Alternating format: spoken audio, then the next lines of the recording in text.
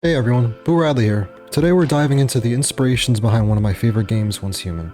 This game isn't just a mashup of ideas, it's a thoughtful fusion of some of the best elements from various media and games. I'll break down how Once Human draws from titles like Control, Death Stranding, the SCP Foundation, and many others to create something truly unique and immersive. Plus I'll share my thoughts on why this isn't just a copy-paste job, but rather a love letter to these inspirations. Now let's get into it. In Once Human, the influence of Control is immediately apparent, especially when looking at Rosetta and the design of the Bureau of Control inspired buildings.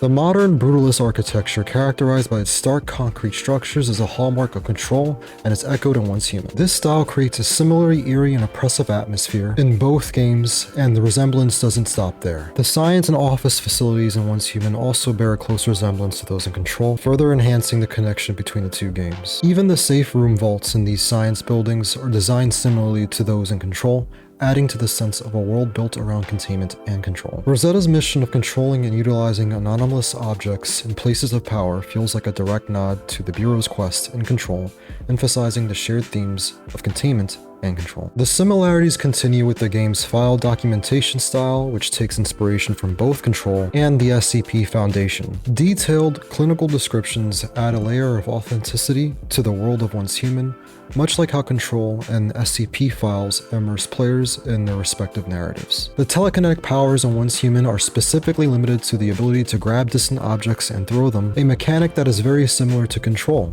Additionally, interacting with certain objects in Once Human can send players into a pocket dimension, a feature that closely mirrors the way certain objects in Control transport players to other realms. Drawing from the SCP Foundation, Once Human builds on the idea of containing and documenting anomalies, known here as deviations. The game adopts SCP's sense of mystery and fear surrounding these entities. A notable Easter egg is a reference to SCP-462, known as the Getaway Car, which is a Chevy El Camino. In Once Human, the drivable coupe has a license plate reading 3CP462, a clever nod to this SCP, and its design bears a resemblance to the El Camino, linking it back to the SCP lore. This connection gives Once Human a depth that resonates with those who enjoy digging into the lore of the SCP Foundation. When it comes to Death Stranding, Once Human subtly incorporates elements that fans of Hideo Kojima's masterpiece will recognize. Kratos in Once Human is reminiscent of the BB container from Death Stranding, with its flashing indicator that mirrors the movable claw and hand in the BB container. The area scan feature on Once Human feels inspired by Death Stranding's similar mechanic, while the Starfall event in Once Human parallels the Stranding event in Death Stranding,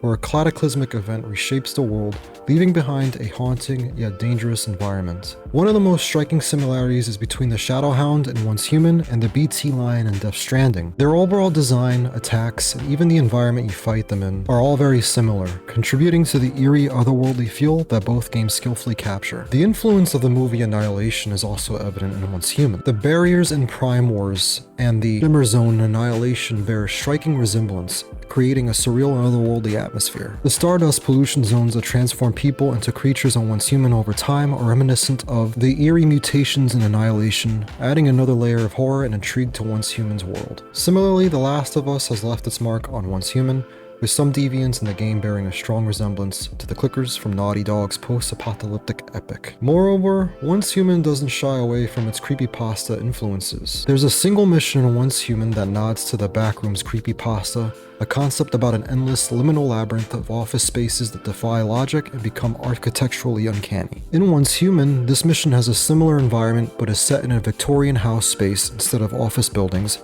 creating a sort of eerie Easter egg reference. This, along with the inclusion of siren heads and other Lovecraftian horror themes in various side quests, adds an element of cosmic dread and unease that keeps players on edge. There are tons of missions and other elements in the game that references other pieces of work, media, and entertainment, like the mission Howl's Moving House, which is a clever nod to Howl's Moving Castle. These references and influences contribute to a game world that feels rich, layered, and deeply engaging. In terms of gameplay mechanics, Once Human borrows heavily from the survival genre, yet manages to carve out its own identity. Building and resource management are staples of the survival genre, and Once Human does these well, taking cues from classics like Minecraft, 7 Days to Die, and Fallout 76. The crafting, resource gathering, and base building systems are familiar, providing players with a solid foundation to engage with, yet they feel refined and tailored to fit the unique world of Once Human. The game also taps into the concept of having companions to aid in survival, but instead of animals, Once Human allows you to capture deviations, anomalous creatures that can help with farming, fighting, and resource gathering. This mechanic is reminiscent of features in games like Palworld, Conan Exiles, and Fallout 76, adding an extra layer of strategy and planning to the gameplay. But Once Human isn't just about survival and base building. It's also a third-person shooter that draws inspiration from games like Fallout 76 and Palworld. The shooting mechanics in Once Human are responsive and satisfying, providing players with a robust combat experience that goes beyond simple resource management. The equipment and mod system in Once Human is another area where the game shines, taking cues from other survival, RPG, and MMO games.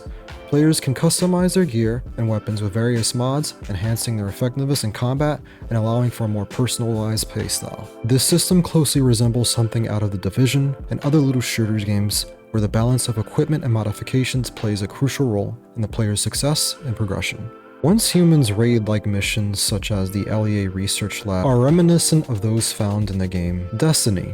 These missions require coordination, strategy, and skill, providing players with a challenging and rewarding experience.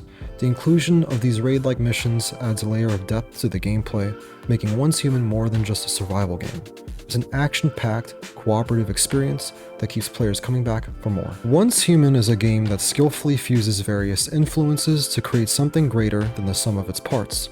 It's clear that the developers have a deep respect for the games and media that inspired them, and that respect shines through in every aspect of Once Human.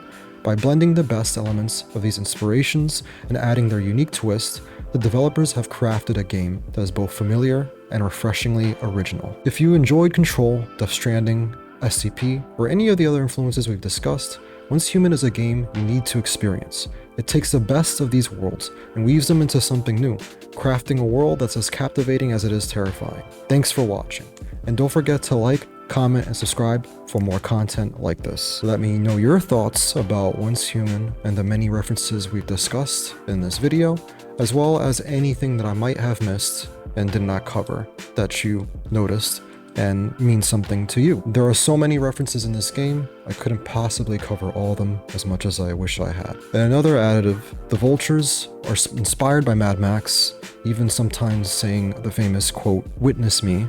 I tried to capture a recording of this. I've only had it happen to me a couple times. It's a very rare saying, but it can happen. Thank you so much for making it up to this far, and everyone, I wish you well. Peace.